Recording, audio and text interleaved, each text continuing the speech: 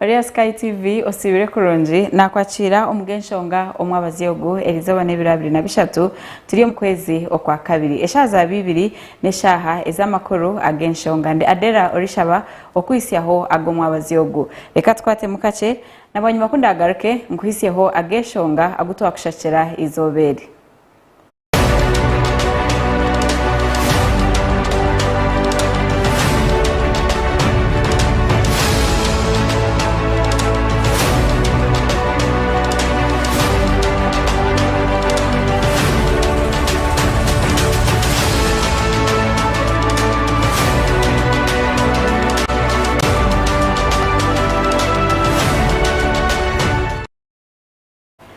Umurundo gundi nakwakira umugenshonga ahabwizoberi ugakwisia honde Adellah Orishaba omushija ow'emyaka 37 iyo bukuru yasindikwa omuchome okumarayo emyaka 40 abugamba kuba yisire omukazi we ahamwe n'abana beye bashatu omushango ogu gwabaguri omumisho ega koti y'omuramuzi enkuru omu district eya Kabale kandi ogu nagambwa kuba yisire ari kukozesa okosya bwanyuye kukinjirana abekaye omunju atyo akabosya.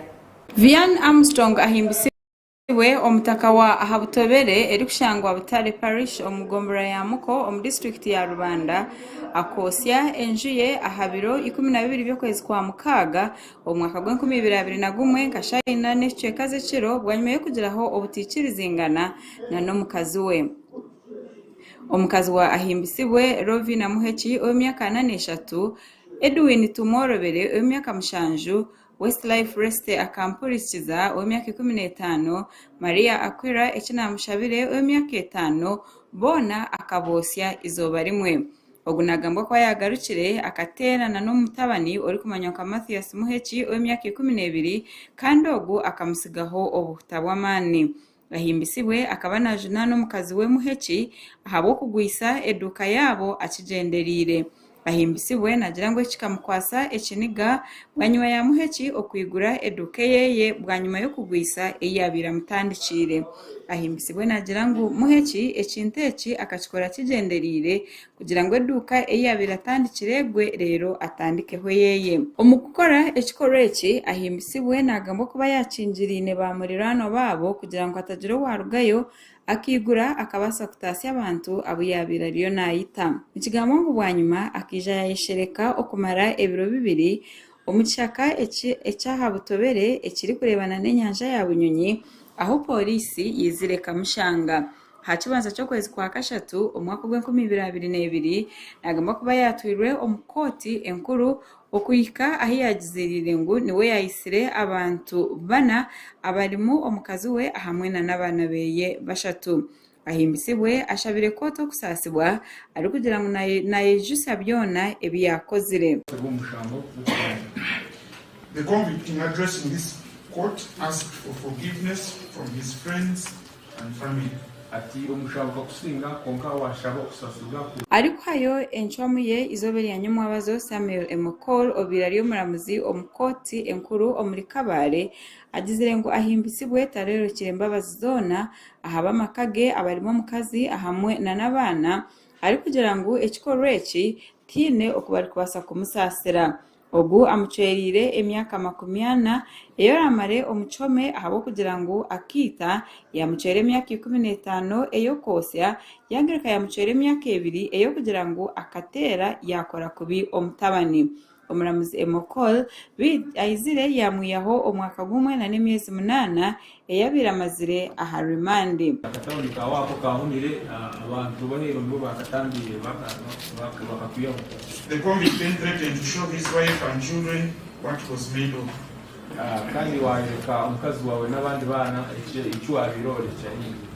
And even when later that evening the convict was exposed by a neighbor as hiding in an copy. Abanyabuzare abanya kukomwa ahamwe n'abanyabuzare babagenzi tine muntu nomwe abirari omukoti konka iremate ori umugambirizi wa polisi ahabwe cyange cyakigezi agizire ngo bo nkabe byo kwerinda enchwamu ya koti ebashemize munonga ari kugira ngo ikintu kija kuba ecyo kwegesa ahabandi bantu abinentekateka ezo gukora ekihagaro nico kimwe shemerirwe hawo kugira ngo polisi ekakore ekishemerire omukuchondoza omushango ogwo kureba ngo twahika hagu gusinga ekyo ninkisimira Ruhanga kandi nicyo kureba okugusinga okwe cyayizire akuba bumwe na bumwe noshanga polisi etataho mutima cyonga ko yakozire bishemerire twayihamu obusinguzi nicyo ngwenda abantu bitu bayegereho ababa kumara kekwa tijaga amateka batakugatwara mu kikuru bakakora ikiba kwenda no kutwarira amateka mu ngaro. Mate ayongire yahiga abantu okureba ngo bagumane baronda okubaramareho obutikirizingana na munonga abantu abari kuba bari omumaka okusinga kutwarira ebiragiro omungaro zabo. Areas omukigezi yitu ebizire nibereta mu mweriane kwika abantu kwitana n'emishango eyitaka obusamba tuko mu maka abantu abandi nabukore ibintu ebitari mu buryo kugira ngo nibakore ibintu varia no kugumana bakore emishango n'emishango nimbashaba ngo office zeitu ningezindi zona ziriho kureba ngo zahwera abantu abakuba binebizibu ebikurugiro mu bintu ebi abantu munonga twege kureba ngo twahurikizangana titwakwata amagara gitu ijaga twagumane tukora ibintu biri mu buryo kureba ngo ebyanka bitu byasigara bino obusingi. Amakuru gasha kwa Sofan niwamanya webale Sofan niwamanya okutwisiaho amakuru omugandi abahingi okurugwa mu cyaro echa Rehingo eri kushangwa omuri bukonzo nibe na government ebase kutaha kayana ningashi emihondano yitaka eri kwingana hika 12 eri government yabahire ebiba bigambire obu government bene bahereza tractor erabase kuba yambaho ahamirimo eyibari gukora okurugirira abahingi n'abarisa nabagira ngo government kaba yashazire mu kubashashorera bishare bwa nyuma yo kushara mu kwa koti okugira ngo nabo bakagera kubaganyirwa ebi bizeho bwa nyuma ya government okubasa kuba negabe bimotoka byo kuhinga omu bahingi nuko n'abahingi okushaba government okubagabira hika zitaka eziro kwingana 12. We appeal to the Republic of Uganda Parliament and Cabinet to officially hand 2,050 acres genuinely owned by cultivators with a court order and a court decree. We still have challenges as farmers. The wild animals that come and destroy our crops would request government to also come in and put an electric wire that can help us curb this problem. They've had conflicting interests.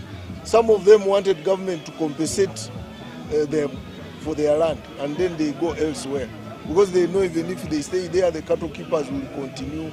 They will continue fighting with the cattle keepers, mainly when the cattle goes to their gardens.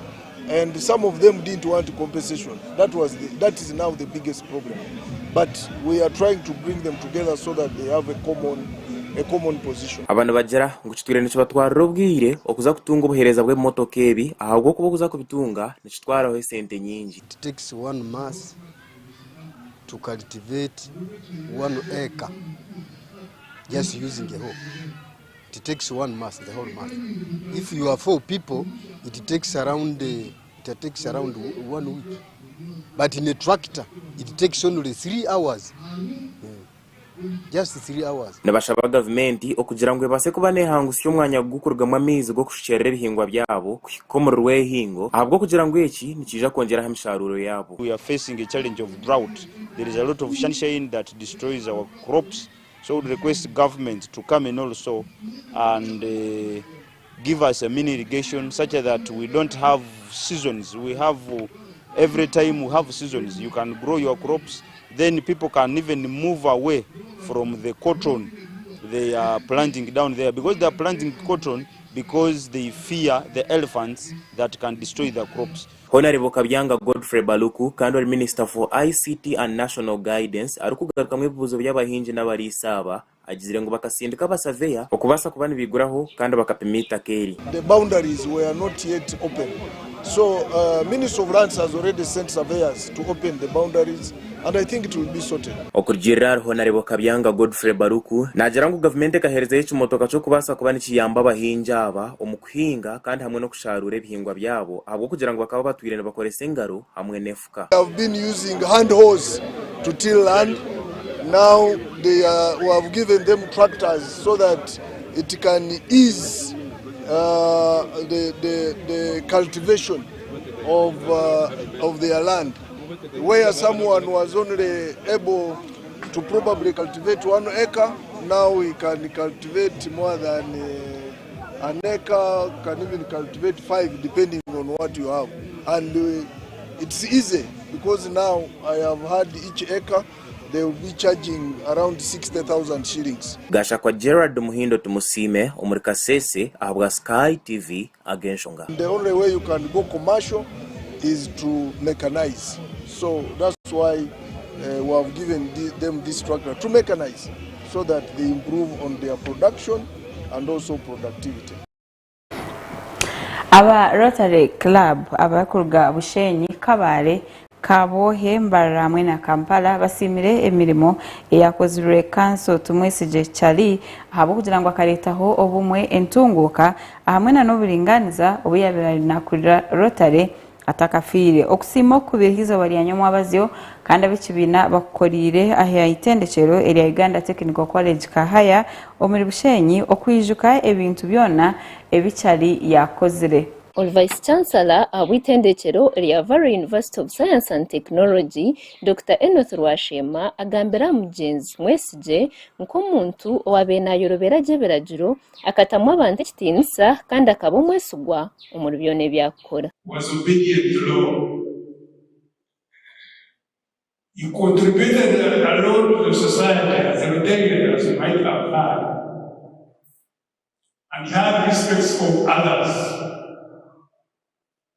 He was trustworthy, honest, tolerant, and accountable. Mukuru w'entebe ya katano abwa district ya Bushenyi Jafar Basajja Balaba agambire aha mugenzi tumwesije nkomuntu owayebembeize emitwarize mirungi kandi akabecyo kureberaho. I will see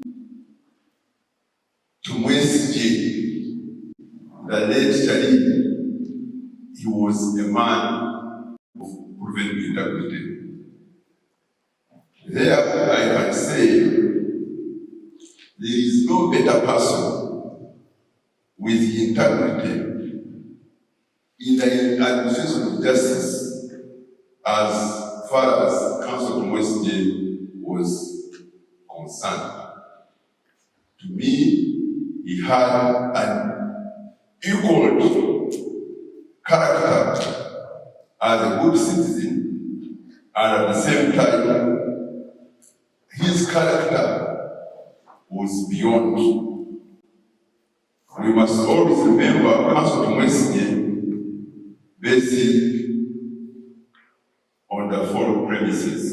Bamwe aha banyaberagiro kurga omuri Bushenyi bamugambireho nkomuntu owabena akunda kurinda ebyobuhangwa kandi nahaburana batahibe aha mirumu. He would give us free advice if we are even payment would be required. In some instances, he gave us advice for free.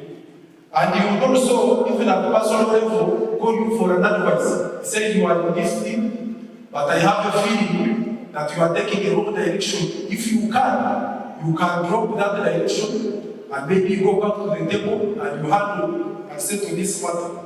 Nka omuntu owabeire horoya hamwe na Diocese Chancellor abobuleberezo bwa Western Corridor Diocese tumwesije asimirwe ahabo kwebemberaje kanisa akayamba abantu okusinga emishango kandi n'obutariyanguzi. As a base of peaceful conflict resolution was rarely reflected in the way he executed his duties. He was never ambitious for self-gains, but for justice amongst all people. He helped many resolve their cases outside the courts of law, though he knew he would gain much if he involved himself in such cases as a lawyer. Ruhindantege Oroya wahumwire kandi oba ori omugenyi mukuru aha mukoro ogu asimire kanso tumwesije ahabwo kumuletera omutuma gw'okuza omu kibiina ekya Rotary. Now Charlie as a Rotarian.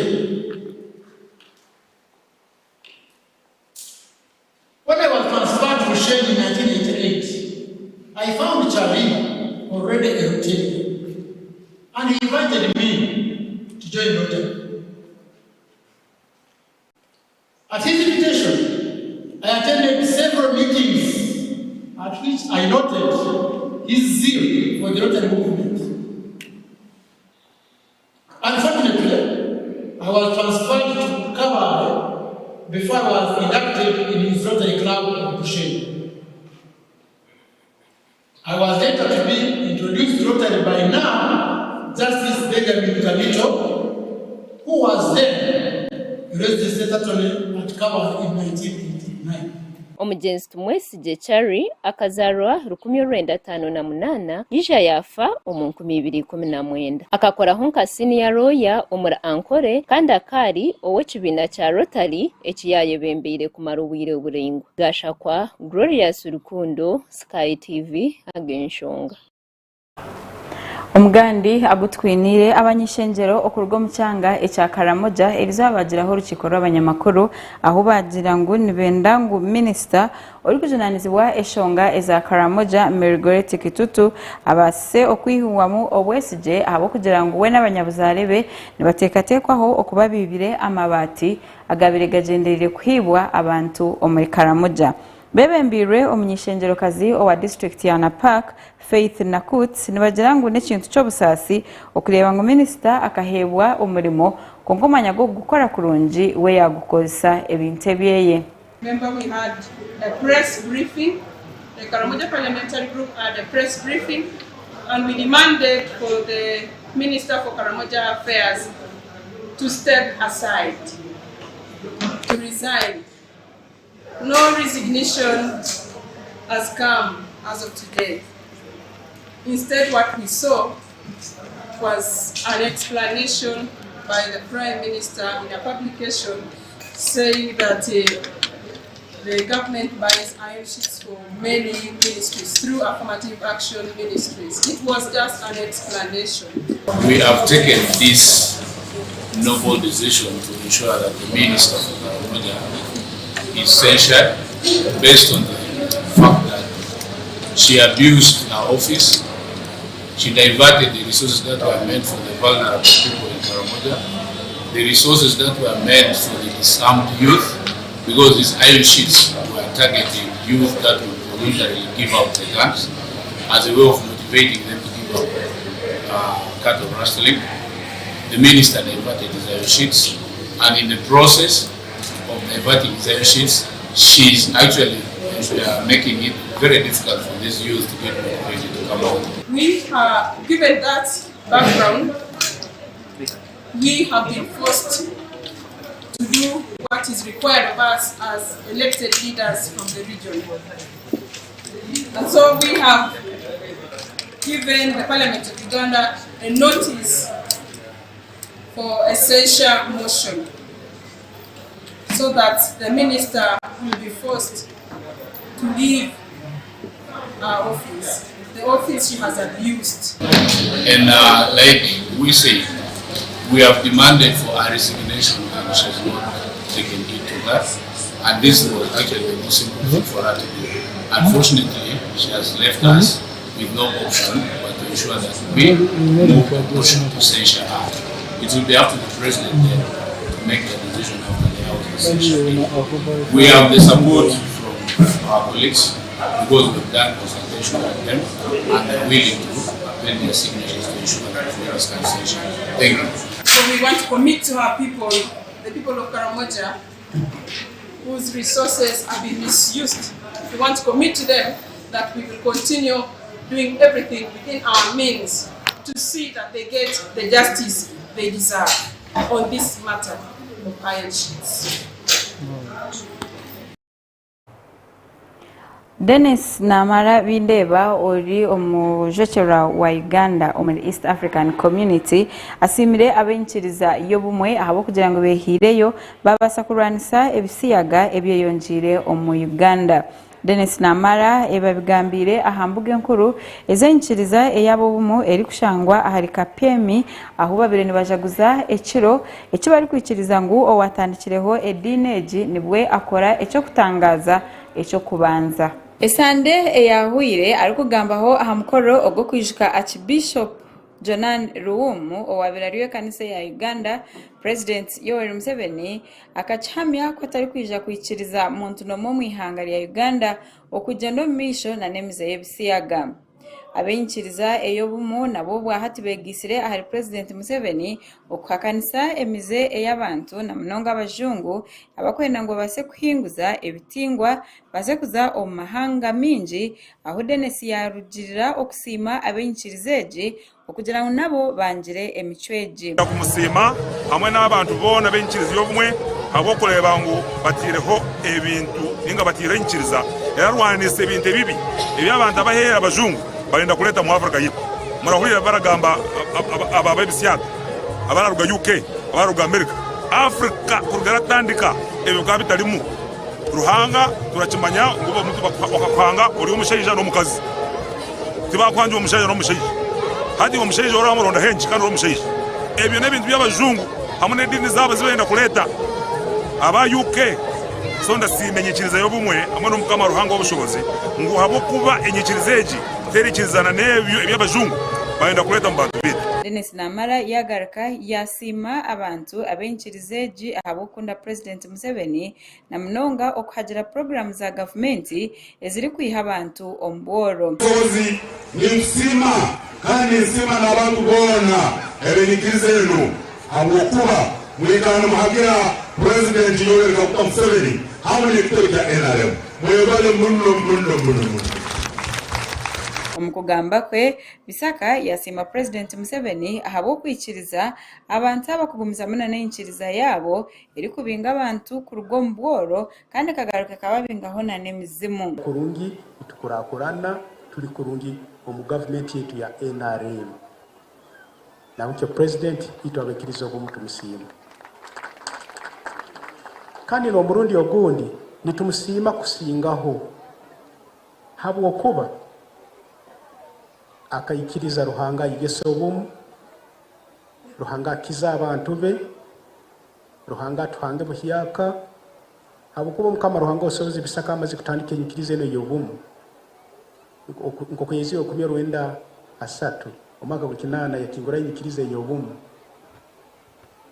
omulimo bwagenzire mu maiso abantu nibakire ndwara zabo abayimbiro mu maiso amadini gona abantu emiringo yona batamwitambiro bakire ndwara zabo baitu abali batamwetegereize kurungi omukama ruhanga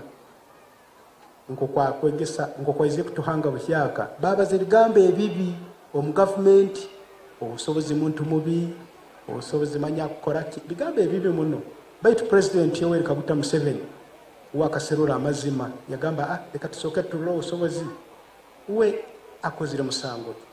Omwaka gwa 2009 ahabira 22 byokwezi kwa kabiri bisaka nibwo yakozire cyo kutangaza cyo kubanza obwakiza omukwenda mitoro kandi kwihobwe kikaretera edineji okugarukamo amani obwahati buri biro 22 ebyokwezi kwa kabiri ebya buri mwaka abenchirizeji nibijuka ekireki na mnonga ahacho kutangaza ekyabireho kikaretera inyikiriza yobumu yagarukamo amani baitu omuntu osobozi kuyasokere kuwataho yakire endwara ze ali mu rwayire yakira abantu basobora ko batamumanyire omukristo omukama ruhanga obusobozi bisaka akakiza omwana ayali amaze emyaka 24 azingamire mbere akupama mbere akunyara otamugire bazoka mwihawo atakusobola kwerekwenawo wenga baitu omukama ruhanga obusobozi bisaka yamukiza mu seconds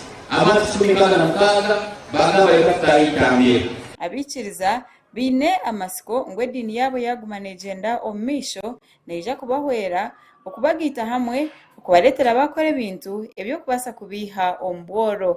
Amakuru aga gasha kwa Justin Nyakisiki. Ago nibwo twatwinire omuceka kitu eco kubanza. Reka tumuroka ce tugaruke n'eceka eca kabiri otaruga SkyTV.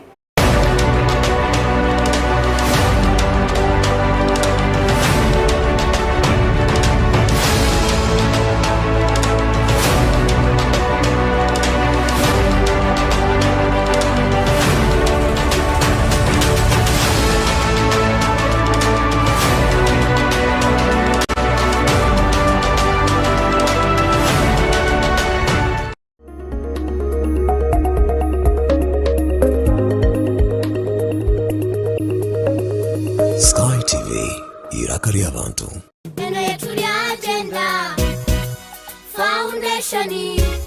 Oh, our school to the Agenda Foundation. It is a mixed day and boarding, nursery and primary school located in Liantonde town along the Market Street. Our school excels in PLE year in year out. Do you know why? Because we feed so well and our teachers give us the best child care. The teachers nurture us to have a good character, become confident and God-fearing. Not just that, our talents are promoted, yet we realize our potential in life through skills like drama, singing, art and technology. Agenda Foundation School somero ddungi okuzaama mu byenjigiriza liri ku mutindo gwa waggulu ddala. Basomesa omwana mu kibiina n'ebweru waakyo era ng'omuyizi wa Agenda abeera mu bangule ne mu bwongo. Kale nno ggwe omuzadde jangu owandiise omwana wo ng'ebifo tebinnaggwaayo. Ku Agenda basomesa ate nga balabirira abaana ate bwe kituuka ku bana abato aba baby middle ne top ku Agenda bakisussa. Bwe nayagala okumanya ebisingawo kubira director mulungi Jane ku namba z'essimu zino 07-236-95-56 oba 07-886-87-81. Agenda Foundation School esangibwa Lyantonde mu tawuni.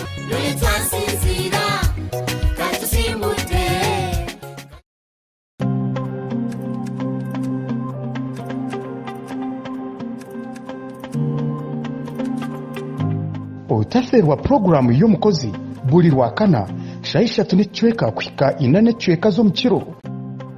Nanye omuhereza wawe agaba $10 abakozi abari gukora emirimo yabo emirimo y'emukono ntija kuba ntubakuretera aha SkyTV obase kubegeraho iwe omunyeto ryokwe toyine murumo ninga shitori gukora no basa kwegera abakozi aba obase kugira ekiwayitandikiraho na nitwe aha SkyTV irakari abantu.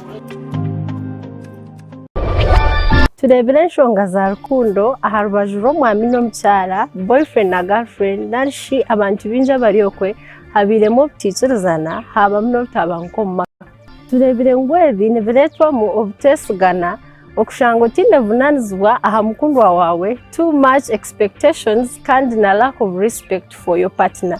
Ebyo nabishanje aha Sky Television on program nyamurungi eya Love Drive eraberho buri rwakana na Sunday shayina n'echweka paka shayitana n'echweka ezomukiro. Sakwa tukusiyaho amabaraka g'abantu harimo enshonga zitari zimwe na zimwe tukusiyaho n'obuhabuzi kurga abantu abariokwe. Nanyo muhereza wa Olivia Kamsime tushanje aha Makarista Road hihi na Kabaterine Primary School narishi aha social media platform zona SkyTV UG official. SkyTV irakari abantu.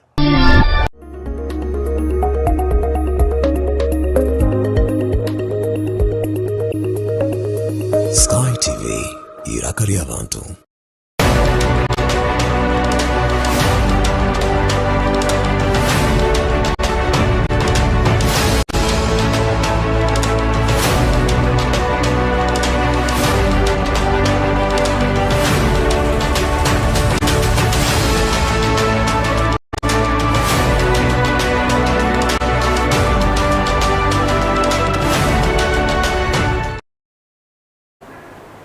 Kurikayo omukahumuro kandi bari mnonga okubokiri aha SkyTV ori kureba agenshonga omucheke cya kabiri ori Vice President Right Major General Jessica Arupo elizoba yatoranwa kuba Chancellor omusya owitendekero eri St Lawrence University arikuza ombijere ebyo wabireho Vice President Edward Chiwanuka Sekandi kandi ogu yaba chansara owa kashatu ogu bwanyuma yo kutibwa omuntebe yagira ngu naza kureba ngu yakorera itendekereri ebintu birungi ebirumana no kureba ngu yagifunira license. Ebi Minister agamba amukoro gukujeka beji gomurundi gwe 13 a St Lawrence University bwanyuma yo kurahira kwari kuzakuba omwebembezi wa university omurundi gwa kashatu aha mukoro nugwo gumwe abeja bakwingana 500 kurugwa mu Sudan, Ethiopia, Eritrea, Kenya hamwe n'amahanga gandi bajwekwa.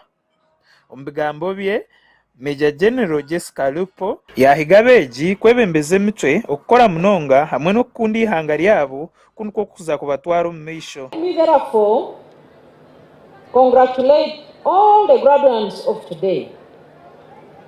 Graduates, as you go out to the world of work, be humble, responsible, disciplined, continue to be hardworking, and most importantly, be patriotic. Major General Jessica Lupo yayongera yaraganisa ngo naza kutamwa amani mingi kurebeka ngo university bagihereza license. I thank the Executive Director, National Council for Higher Education, because she has already given us the evidence that you are working closely with her entity in order to acquire the university charter. Minister w'ebijese bya hansi Honorable Mary Kaduchu yayoreka amatsiko mingi omuri Vice President abo kugira ngo ayino okumanya kwingi ombyo kushoma kandi yahiga abantu bona kwatanisa nawe kurebeka ngo university yazo meisho. Omwebembezi w'orukiko orukutegeka university Maria Justin Turina yasima wabirari omwebembezi wa university ninga Vice Chancellor Edward Chiwankase kandi abo kwebembera je university yayongera yahiga beja bajwara kukozesa amani mingi omunsi ibatoramu. Amakuru gandi ebitongore bitari bimwe na bimwe ebiri gukora imirimo yo kutwara abantu aheru erizoba byayawuramu kandi batandikaho ekibina ekisya ekiri kumanywa nka External Labor Agencies Uganda. Nibagira ngo ekitongore kimwe ekibatwiremo nakyo kibine siwe nikibagita hine bintu ebikitandikireho kandi baba nibagira ngo tibari kwikirizingana nabyo.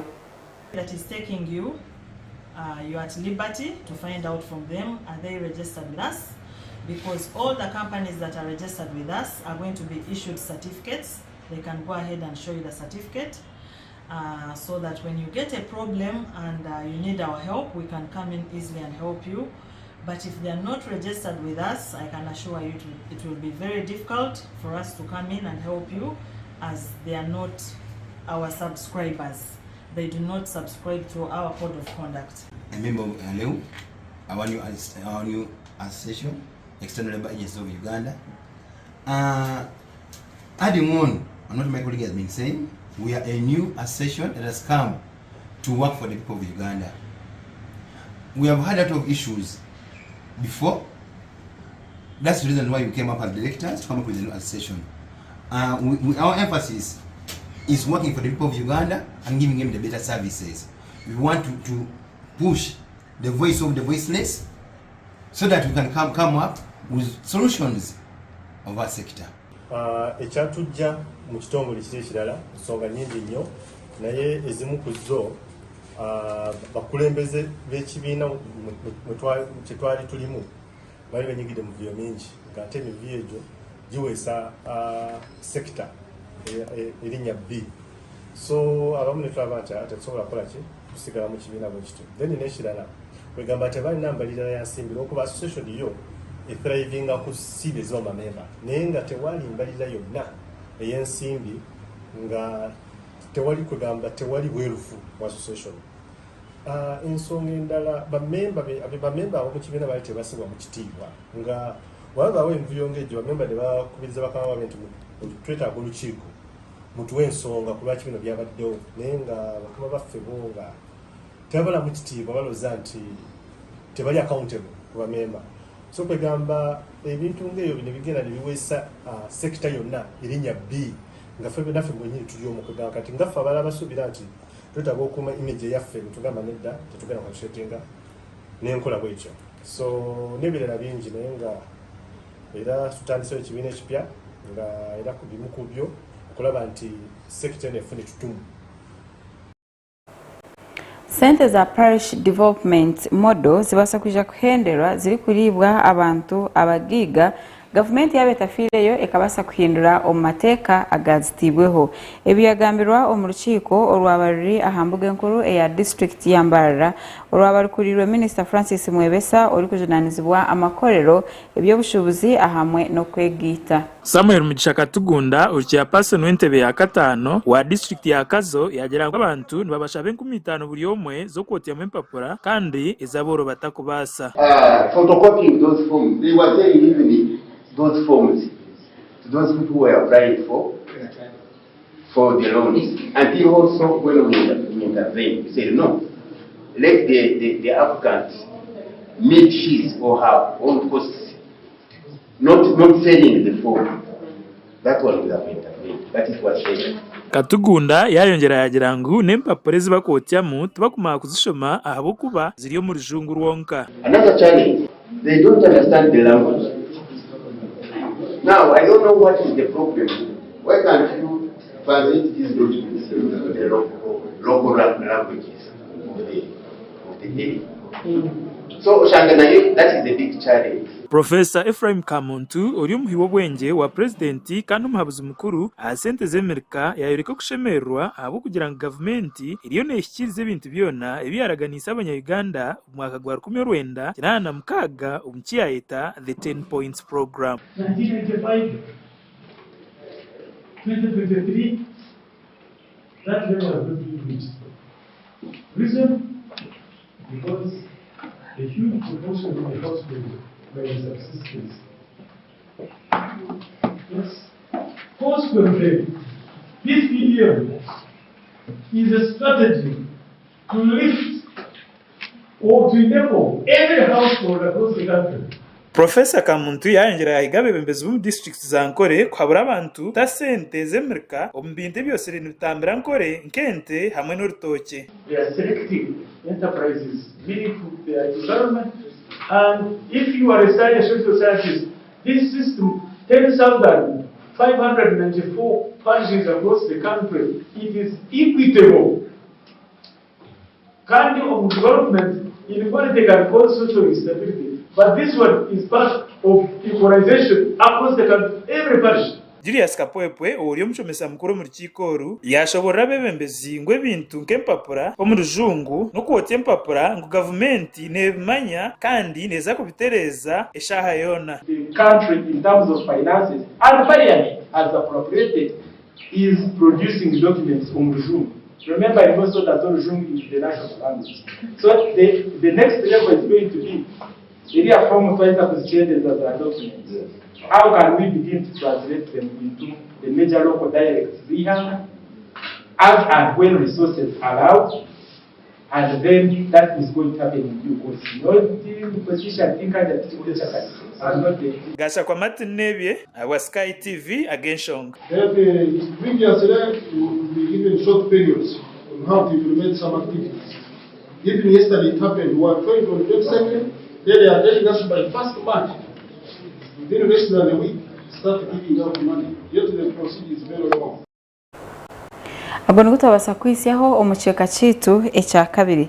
Reka tumuroka ce ngaruke nkwisiyaho amakuru kuruga aheru yihanga otaruga aha SkyTV.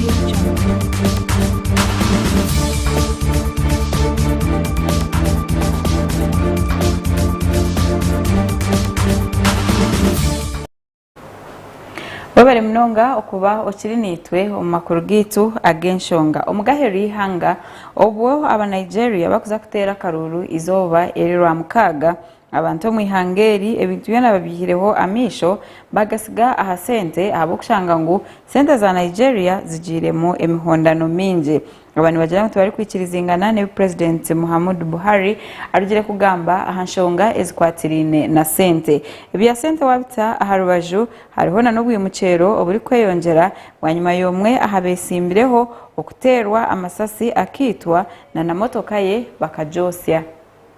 That's in Udu, a town near Warri.